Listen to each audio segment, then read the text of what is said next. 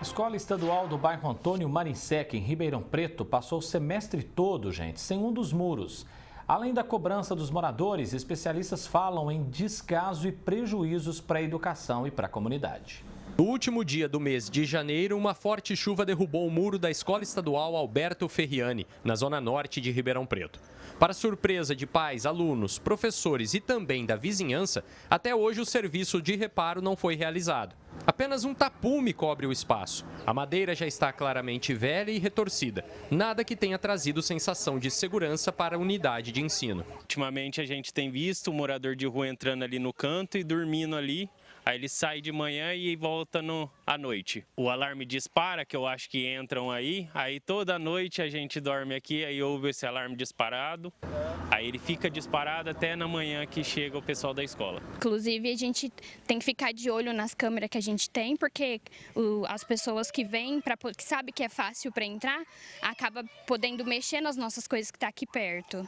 O que se observa é exatamente isso daí, a decadência um pouco do Estado trazer uma solução rápida e esperada que a população necessita. Por mais que a gente esteja aqui fazendo um acionamento, pelo que se viu, o colégio já fez uma formalização com a Secretaria da Educação, os pais já solicitaram através de uma busca junto com o colégio, até mesmo trazendo a imprensa aqui para divulgar o problema que existe no local, o Estado não tem trazido essa garantia para eles de solucionar o problema de forma rápida e de forma contensiva. Quando o muro caiu, as aulas estavam prestes a começar.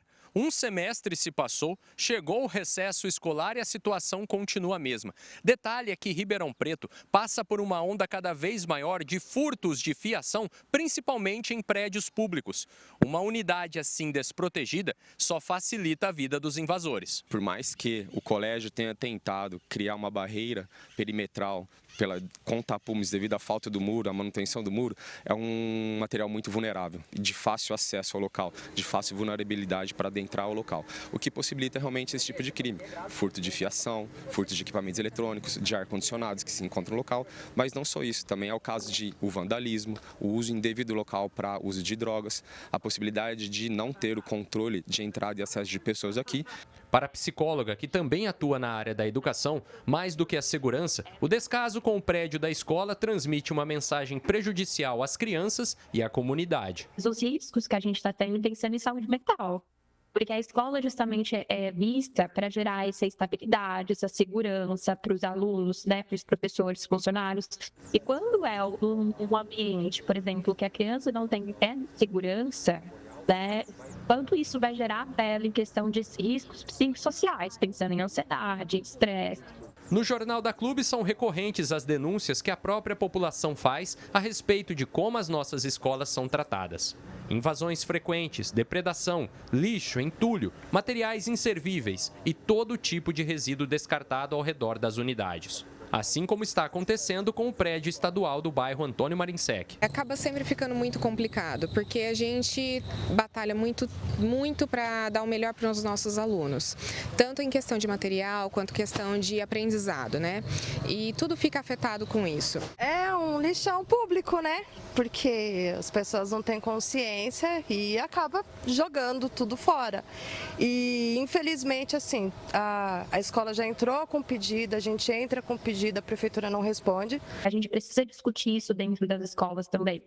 Quanto a saúde mental dessas crianças, desses funcionários, dos professores, deve ser garantida também. Isso é garantido através de previsibilidade, de segurança, de proteção, né? De saber que estou ali, eu estou seguro para exercer plenamente as minhas atividades como aluno, né? Estou ali para aprender, estou seguro. E também como professor, né? Estou ali, vou cumprir a minha atividade como professor, tendo segurança também, de que nada vai acontecer, que eu não estou em risco. Em nota, a diretoria de ensino informou que uma empresa chegou a ser contratada, mas não cumpriu com os prazos. Agora, um novo processo de concorrência pública está aberto, mas não há data para que as obras comecem. A especialista vê nessa situação uma demonstração de que a figura da escola não tem tanto valor para o poder público. Escola. Questão, por exemplo, de um banco, né? Tem vários dinheiros lá, isso é bem visto na sociedade, então a gente precisa ter vários seguranças, a gente precisa prezar por aquele ambiente, mas a instituição da escola, o quanto ela atua também na nossa comunidade, que às vezes a gente não percebe o quanto isso é tão importante. Mas, de fato, a gente precisa dessas crianças, desses adolescentes que vão ser futuramente os adultos, né? Que vão estar colocando em prática as atuações que a gente considera tão importantes. Quanto a gente precisa olhar para essas pessoas, para essa instituição, com esse olhar de necessidade também. Felipe Urbinati para o Jornal da Clube. Vamos conversar então agora com a psicopedagoga Anita Carvalho, ela que já está aqui no nosso núcleo de jornalismo. Anita, gostaria de começar o nosso bate-papo sabendo se de fato, quando a gente tem um problema de infraestrutura numa escola, se isso pode afetar o desenvolvimento dos alunos na sua visão, na sua análise. Ótima tarde, Anita. Boa tarde. Sim, na minha visão, influencia muito e negativamente, né, nessa questão. Porque, veja, o aprendizado ele é um processo que ali está incluído vários aspectos. E um dos principais é a questão da segurança.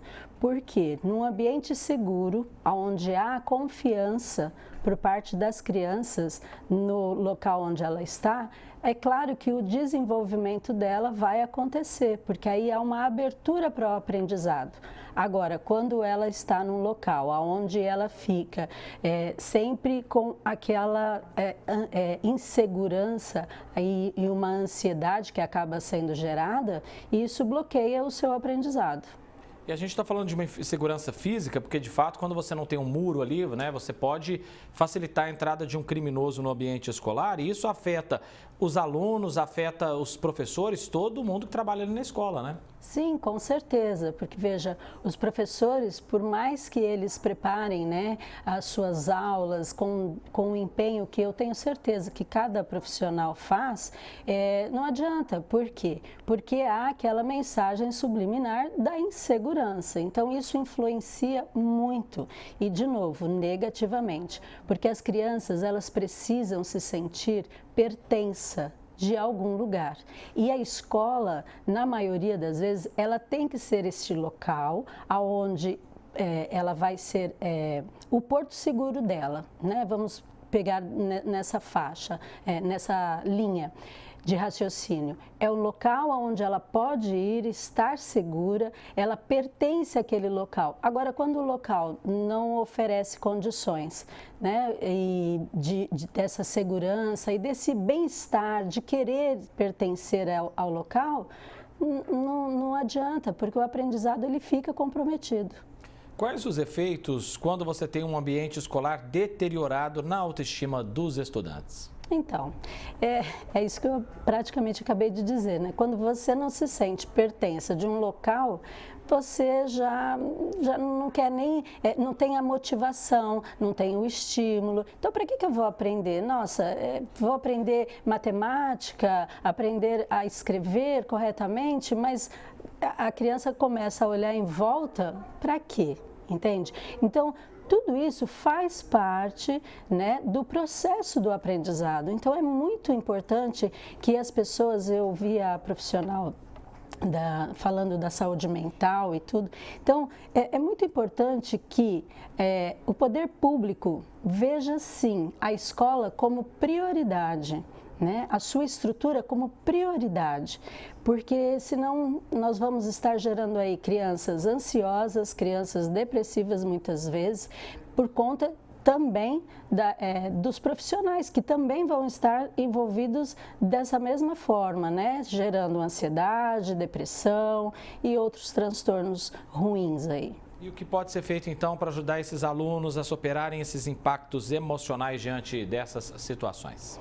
Bem, primeiro é realmente começar a pressionar e querer rápido que a escola passe aí pela essa transformação, que arrumem logo isto que está acontecendo, né? Esse muro, essa fachada.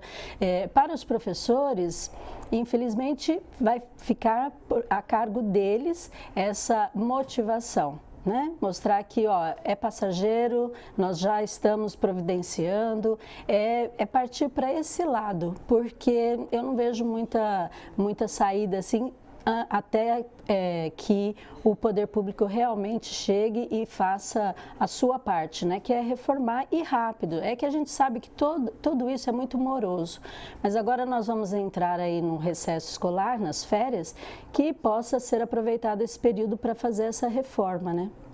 Anitta Carvalho, psicopedagoga, agradeço muito a sua presença com a gente aqui mais uma vez. Bom fim de semana, Anitta, e até mais, viu? Obrigada.